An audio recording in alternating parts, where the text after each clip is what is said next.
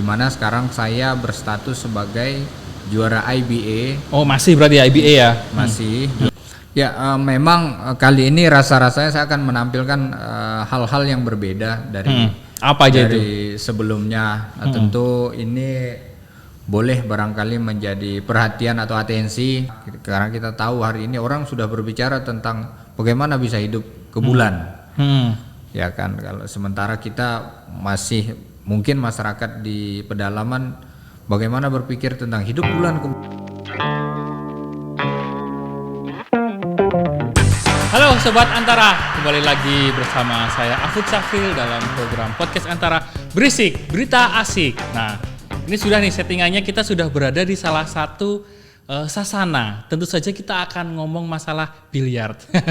Maksud saya tinju di belakang. Nah, karena kita mau ngomong tentang masalah tinju, salah satu olahraga yang cukup populer di Indonesia bahkan di dunia, saya sudah bersama salah satu legenda hidup dan masih aktif dan akan menjadi legenda ke depannya, yaitu salah satu atlet tinju yang memiliki prestasi juara dunia kelas internasional, yaitu Bang Daud Yordan yang akrab disapa Bang Cino.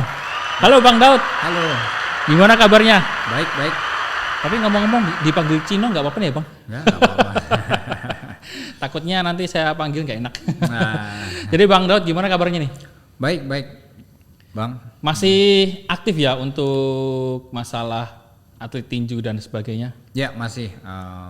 Ini sebetulnya saya juga dalam rangka sedang mempersiapkan diri untuk menghadapi pertarungan pasca ya 2 tahun tidak bertanding dikarenakan memang pandemi COVID yang saya kira melanda seluruh dunia, dan sekarang saya sedang mempersiapkan diri untuk rencananya akan bertanding di bulan depan.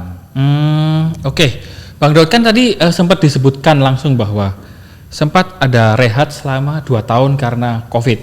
Ya. Nah, selama 2 tahun itu kegiatannya apa aja nih Bang Daud? Saya tetap berlatih ya, berlatih hari demi hari di kabupaten saya, Kabupaten Kayong Utara, Kalimantan Barat, di mana saya juga kebetulan sudah memiliki boxing club sendiri pribadi. Mengelola di sana berarti ya? Betul, dan di sana saya juga mempersiapkan generasi-generasi kelak yang barangkali bisa menjadi pengganti apabila di kemudian hari saya juga selesai dengan karir ini. Tapi saya kira saya masih sangat panjang dengan profesi saya sebagai seorang atlet olahragawan profesional, dan ya tentunya kami terus bergerak terus mencari prestasi di mana rencananya di bulan depan kesempatan kembali diberikan. Kita bersyukur ya pandemi COVID bisa membuka kembali akses walaupun ya bertahap artinya begitu untuk bisa kembali bertanding. Nah, kalau dalam waktu rentang 2 tahun ini proses latihannya gimana nih Bang Cino ketika menghadapi pandemi? Kan pasti nggak ada kegiatan yang berat untuk tanding ya? Ya. Nah itu apa aja? Apakah menjaga fisiknya itu apakah memang ada sparring dengan teman-teman lokal atau ada kegiatannya gimana? Ya, jadi memang sebetulnya waktu baru mau pandemi COVID itu saya sudah memiliki beberapa jadwal pertarungan. Namun kita tahu bertanding di Indonesia juga sangat sulit tentunya karena faktor pandemi. Demikian juga ketika bertanding di luar. Ada beberapa pertarungan yang ditawarkan kepada saya kala itu baik di Eropa maupun di Asia dan di Amerika. Hanya memang kondisinya kita tahu kala itu Amerika khususnya menutup border gitu kan. Jadi sulit untuk kita bisa masuk di sana, sehingga beberapa pertarungan yang sedianya saya lakukan terpaksa ditunda. Nah, tetapi hari-hari saya tetap berlatih ya, berlatih baik di pagi hari maupun di sore hari bersama adik-adik kita yang ada di gym, di boxing club.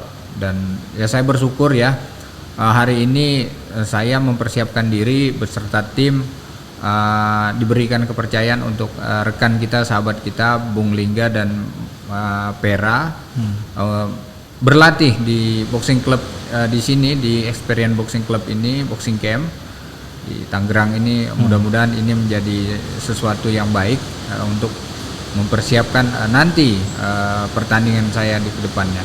Nah, kalau dalam dunia tinju, ketika 2 tahun ini tidak aktif bertanding atau tidak aktif untuk memperebutkan atau mempertahankan gelar dan sebagainya, itu apakah ada aturan untuk misalnya dalam 1 tahun harus tanding berapa kali, atau ada aturan itu nggak sih Bang, ketika mempertahankan atau sudah memiliki gelar itu dan akan direbut orang gitu? Ya, jadi karena pandemi COVID ini melanda seluruh dunia, ada pemakluman dari organisasi Badan Tinju, di mana sekarang saya berstatus sebagai juara IBA. Oh, masih berarti IBA ya? Masih juara dunia IBA dan juara WBO Oriental.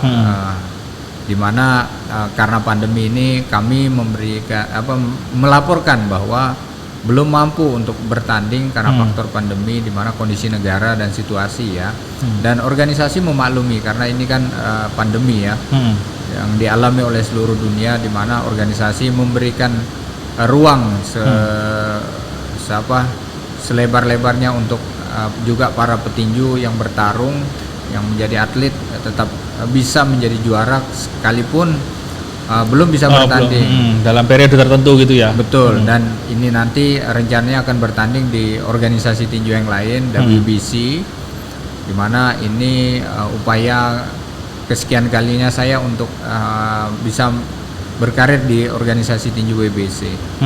Nah, aku pengen ini nih lebih mengenal Bang Cino selain di bergelut di dunia tinju, mungkin kita akan ngobrol masalah secara personal nanti ya. Nah, tapi sebelum itu aku pengen penasaran pertanyaan dasar nih Bang Cino. Kenapa tinju? Apakah memang sejak kecil suka tinju atau terjebak atau gimana? Ya, jadi memang saya datang dari saudara-saudara yang menekuni olahraga yang sama, yaitu tinju. Kakak saya yang menjadi pembuka kala itu berlatih di Kabupaten Ketapang, dan kami adik-adiknya mencoba mengikuti dan mencontoh apa yang kakak lakukan, sehingga itu tertular dari satu ke satu, dari satu saudara ke satu saudara, sehingga kami persisnya 4 orang yang menekuni olahraga tinju. Namun ya tentunya karena kakak lebih tua ya, mereka sudah berhenti, mereka sudah menjadi pelatih, menjadi pembina, dan tinggal saya dengan adik saat ini yang masih aktif sebagai seorang olahragawan tinju.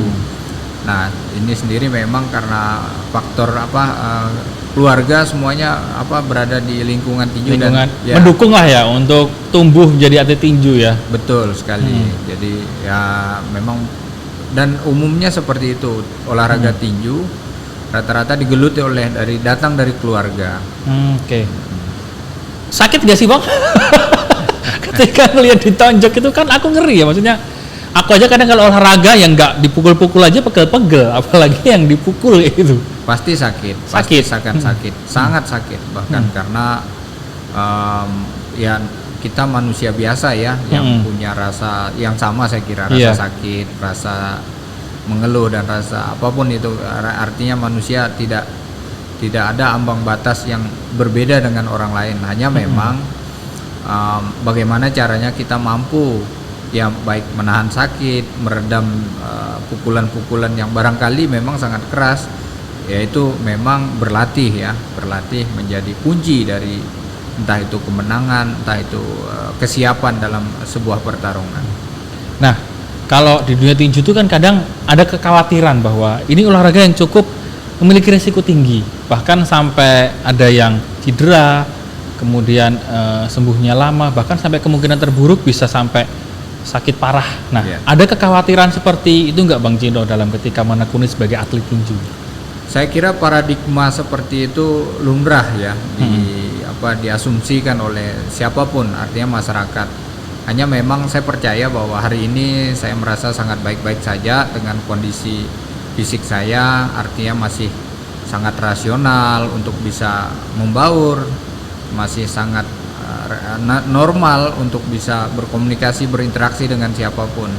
Kalau resiko saya kira selalu ada ya, pekerjaan apapun itu tentu akan ada resiko, namun saya percaya